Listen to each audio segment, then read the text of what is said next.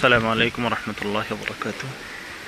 এই মুহূর্তে আমি দাঁড়িয়ে আছি আমার প্রাণের জামিয়া ফেনী জেলার ফুলগাজী আশরাফিয়া মাদ্রাসা।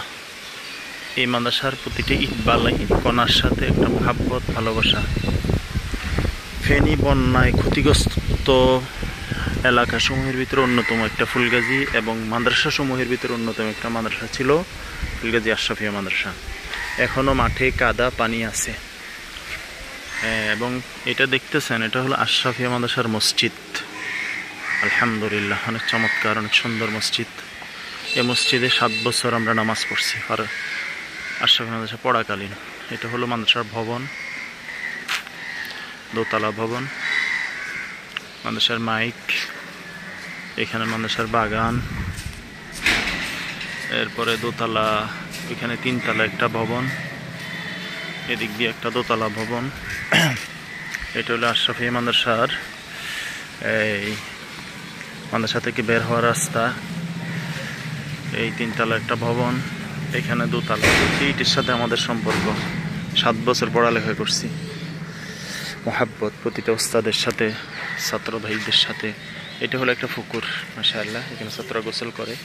আশরাফিয়া মাদ্রাসার একটা পুকুর, ওইখানে আর একটা ভবন মাদ্রাসার, বিশাল এরিয়া জুড়ে ফুলগাজী আশরাফিয়া মাদ্রাসা। এই মাদ্রাসার দীর্ঘ প্রায় 40 বছরের মুহতামিম ছিলেন ওস্তাদ মুহতারাম আল্লাহ মুফতি হাবিবুর রহমান রহমতুল্লাহ আলী। এই মাদ্রাসা হলো আমাদের প্রাণের জামিয়া। এই মাদ্রাসার প্রতিটি ইকবালি কণার সাথে সম্পর্ক আছে, মোহাব্বত আছে। আজকে আসলাম মাদ্রাসায়, ওস্তাদের সাথে দেখা করব। আল্লাহ মুফতি হাবিবুর রহমান রহমতুল্লাহ আলীর কবর জিয়ারত করব ইনশাআল্লাহ। আমরা দোয়া করব আল্লাহ তাআলা যেন এই মাদ্রাসাকে কবুল করেন। আল্লাহ তাআলা যেন এই মাদ্রাসার যত প্রয়োজন আছে গায়েবের খাজানা থেকে পূরণ করে দেন। এই মাদ্রাসাটা বন্যাকালীন এটা একটা আশ্রয়কেন্দ্র ছিল এবং ত্রাণ বিতরণ কেন্দ্র। এখনও এটা পানি দ্বারা অনেক ক্ষতিগ্রস্ত হয়েছে। মসজিদে পানি ঢুকছে, মাদ্রাসায় পানি ঢুকছে, অনেক লাইনে অনেকে ক্ষতিগ্রস্ত হয়েছে। অনেকদিন পরে আসছি, খুব ভালো লাগতেছে আলহামদুলিল্লাহ। মাদ্রাসার সাথে একটা আলাদা একটা মহাব্বত, আলাদা একটা সম্পর্ক।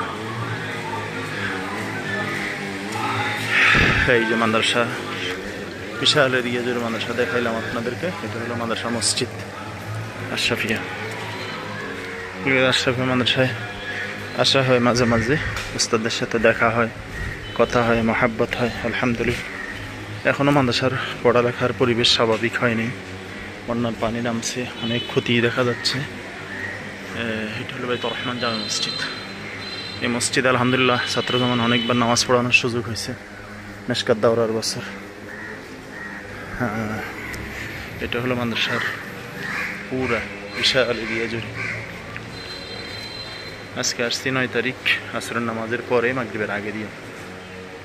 মাদ্রাসা আসরের পর তো তেমন একটা ছাত্র নাই, মাদ্রাসা মনে হয় বন্ধ, জানা নেই। এটা হলো বর্তমান মুহতামিম সাহেব হযরত মাওলানা ইউসুফ শেখ হুজুরের রুম। হুজুরের কাছে আমরা মুসলিম শরীফ পড়ছি, মেশকাত কিতাবুর রিকাক থেকে পড়ছি। মাশাআল্লাহ, আলহামদুলিল্লাহ, খুব ভালো লাগতেছে।